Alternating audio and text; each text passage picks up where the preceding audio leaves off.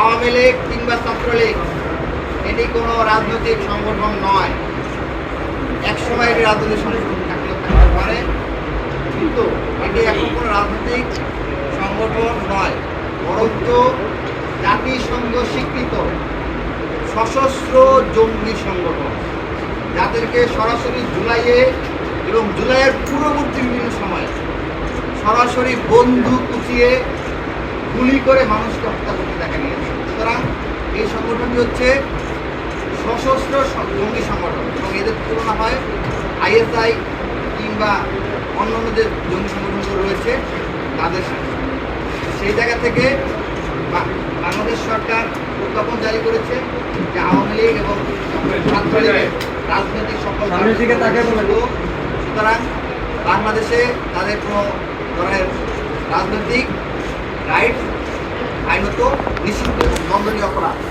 আমরা আজকে দেশবাসীর কাছে আপনাদের মাধ্যমে আহ্বান জানাবো, যারা যারা জুলাইয়ে অংশগ্রহণ করেছিলেন, জুলাইয়ে ভূমিকা রেখেছেন, যারা ত্যাগের স্বীকার করেছেন, কেউ হাত হারিয়েছেন, কেউ চোখ হারিয়েছেন, কেউ অঙ্গ হারিয়েছেন, কেউ আহত হয়েছেন, কেউ জেল খেটেছেন, কেউ গুম ছিলেন, কেউ আয়নাঘরে বন্দী ছিলেন, তাদের প্রত্যেকের প্রতি আমরা আহ্বান জানাবো যে আপনারা আপনাদের যে বীরত্ব গাথাগুলো রয়েছে সেগুলো আপনারা নিজেরাই লিখুন।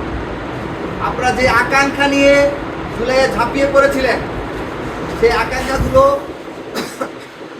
আপনারা নিজেরাই লিখুন। আপনারা না লিখলে আপনাদের পক্ষে আর কেউ লিখবে না।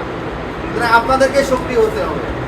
দেশব্যাপী দেশের সকল বুদ্ধিজীবী, তরুণ প্রজন্ম, স্কুল কলেজের শিক্ষক, স্কুল কলেজের শিক্ষার্থী, বিশ্ববিদ্যালয়ের শিক্ষার্থী কিংবা পেশাজীবী, শ্রমিক শ্রেণী, সবার প্রতি আমরা আপনাদের মাধ্যমে আহ্বান জানাবো। আপনারা সবাই জুলাই বিপ্লবে যে আকাঙ্ক্ষাকে ধারণ করে আপনারা জুলাই বিপ্লবে অংশগ্রহণ করেছিলেন, সেই চিন্তাগুলো, সেই আকাঙ্ক্ষাগুলো, আপনাদের সেই স্মৃতিগুলো, সেই উল্লেখ